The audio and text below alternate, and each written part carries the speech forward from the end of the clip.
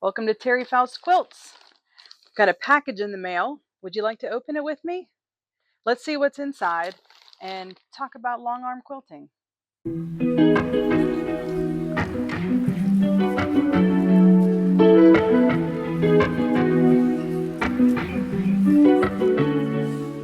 This is my longarm machine. It is an Innova brand, and I really love this machine. It is a 12-foot frame, so it's nice and big, and the throat space on the machine part is 26 inches. So we purchased this longarm used back in 2013. It was manufactured in 2009. So it is, it's been around for a while. It still works wonderfully, and I've quilted a lot of quilts on it. Purchasing used is a great way to save some money if you really want to get a longarm but don't have the funds or the budget for a brand new one. And this long arm just has a standard stitch regulator with it. It does not have any computerization on it. So I can quilt free motion from the front. These are the handlebars for the front. And I can also quilt from the back of the machine and do edge-to-edge designs, which are called pantographs. Some people call that E2E for short, edge to edge. And I'm going to show you what I do, how I work with pantographs. That is what I do most often, just because I don't have to think much about it. It's something that I can do that's relaxing and just it's very repetitive, but I enjoy that. This quilt that I'm working on right now is the Jolly Tree, one of the two that I've made. The first one is already wound up on the back. I already quilted that one. This one's about to be quilted. I'm doing a snowflake edge to edge design. We're going to take a look at the back of the machine, and you can see where the design is laid out and how we go about stitching an edge to edge design from the back. Here we are at the front of the machine. There's the needle, and it's important to remember wherever the needle is in the front on the quilt is a reference to where the laser light at the back is that you will see in just a moment. So there's the machine.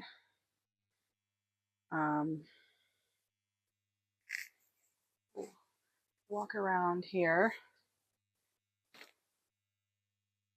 These are the handles at the end where you tighten and loosen that to advance the quilt. If you have a magnetic pin dish, it's my favorite for keeping pins in my long arm.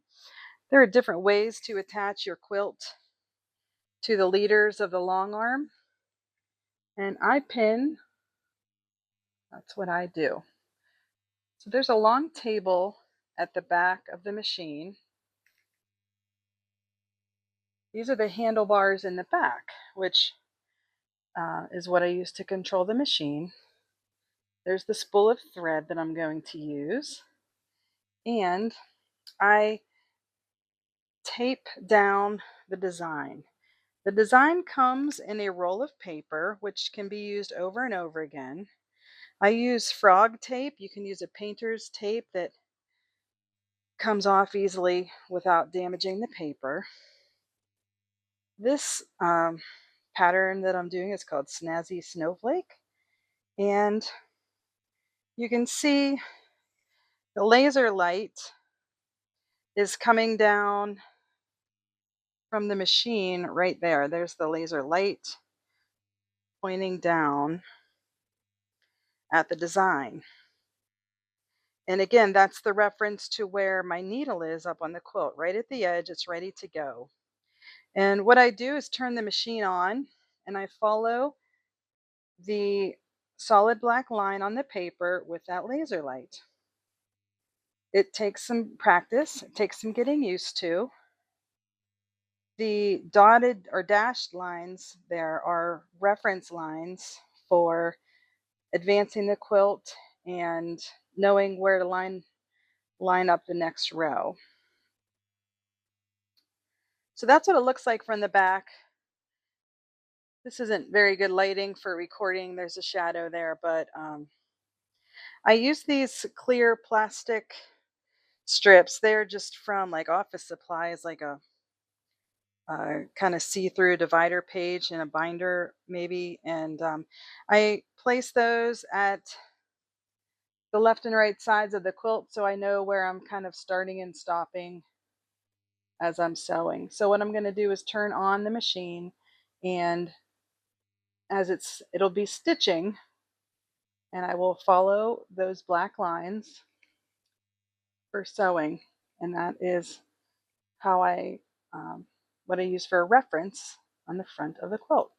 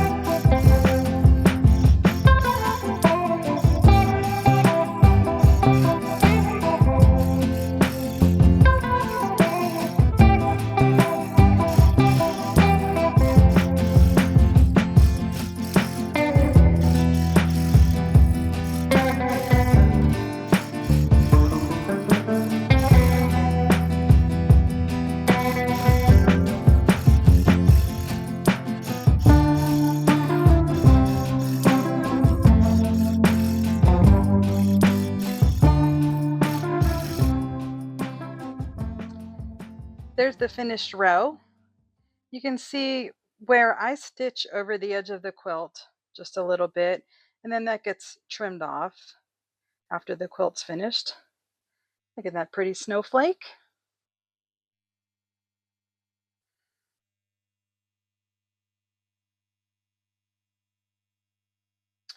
And I load quilts by basting them onto the top. I baste down the batting first, and then I line up the quilt, baste it on the top and down the sides as far as I can. And that's kind of called floating the top. And then as I advance the quilt, I baste down the sides more as I progress through the quilt. Back at my cutting table, and I put the quilt up behind me because I was hoping it would be a good example of edge to edge quilting. I hope you can see it behind me. I'm not sure. When I got this quilt out, I opened it up. I was looking for a good example. I opened it up and I reminded myself how much I love this quilt. It's one I've designed myself, but I haven't written the pattern up for it yet. And wow, I really should because it's so pretty. Maybe if you'd like to see it at the end, maybe I'll show you the front side of this quilt at the end. It's really pretty. So let's open up my mail. This is a package that I got, and there are 2 pantographs in here. I ordered some new ones. I like to order my designs from a company called Urban Elements, and that's with a Z on the end. And I'll put the link to their website in the show notes below. But they sell the paper edge to edge designs, and they also sell digital designs. They sell other products on their website, so I would encourage you to go check that out. Almost all of my designs have come from Urban Elements, and I used to order a lot from a company called Quilts Complete, and they're also very good to order through. I'm not sure why I chose one over the other, but you know, Urban Elements has always been very good for me to order. Okay, So these are some new designs, and they come all rolled up like this in a plastic sleeve. Oh, here's another one. Really pretty. Let's take a look at what this is. I have a lot of designs I've accumulated over the years since 2013 when I got the long arm. Oh, there's something else in here. I thought I only ordered 2. There's a third one. Oh boy, that's exciting. More than I remember. Okay. Here's a third one. This design I've been eyeing up for, I don't know, probably a couple years. So you just take the plastic sleeve off and unroll it. And at the end of the paper, you can see it has the name and a little sample picture of the design. And you unroll it, and that's the long paper that I put at the back of my machine. Look at that, pretty. It's got feathers and swirls, like, that's so pretty. This one's called Ecru. All right. Set that aside. I have a lot of designs, and it's hard to find new ones that I like that are different, because I have a lot that are flowers or swirls and feathers. So look at this. This is called Posy Poe. I don't know if you can see that. Let's take a good look. It's got really pretty big flowers on it. Look how pretty that is. Wow. That's going to be beautiful. All those echoed, all the petals on those flowers are like echoes. That's going to be really pretty and make nice texture on the quilts. That's going to be really nice to use. All right, let's see. One more brand new one.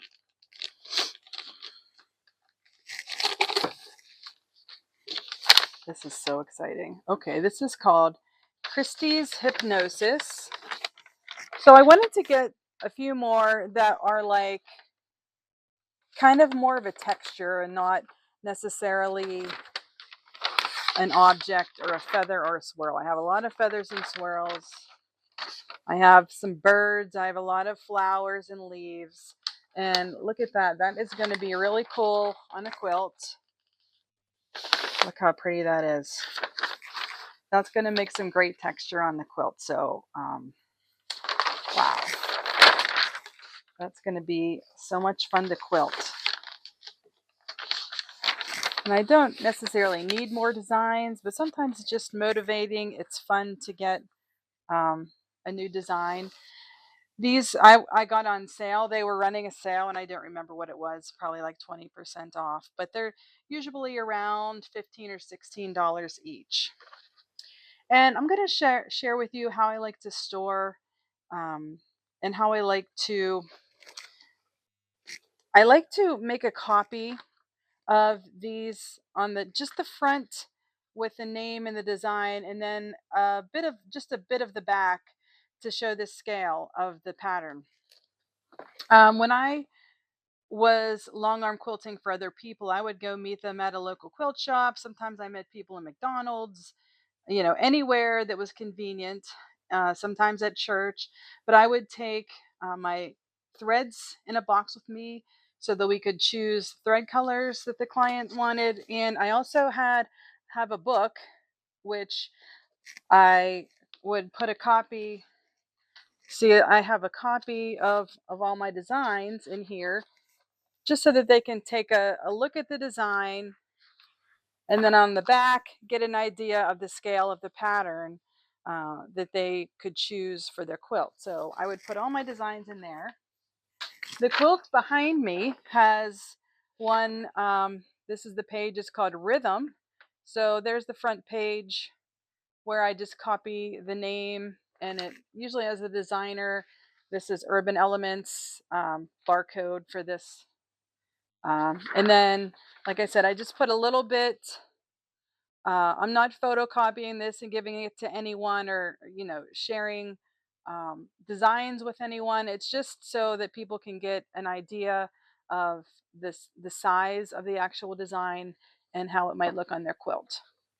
And though it's been years since I've quilted for other people, I still like to put all of these designs in a book. And when I'm quilting for myself, I'll get the book out and flip through, sometimes family members as well, and look through all the designs and the patterns that I have um, to choose from. A lot of times, as I'm piecing a quilt, I'm already thinking about what design I might want to put on it, or like for instance, I get a new design and I think, oh, which quilt can I do next in my closet of quilts that need quilted, because I want to try this design and feature it on a quilt. So that's how I store just samples, so that I can just review what I have and take a look at them. But I'll show you how I store all these rolls real quickly, and then we'll come back and I'll give you a peek at the front of this beautiful quilt. On the wall, just perpendicular to where the cutting table is, I have some fabric storage over here, some stacks of quilts, and I have this wardrobe. It's tall, and I'm not going to show you today what's inside these doors. There's a lot of quilty things in there. But down at the bottom is a nice drawer, and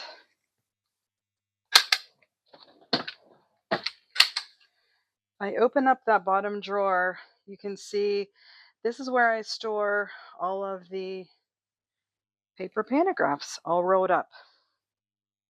I have a new project for myself in organization, and these are all rolled up with rubber bands, and they are just disintegrating because of the dryness or moisture in the air or whatever it is.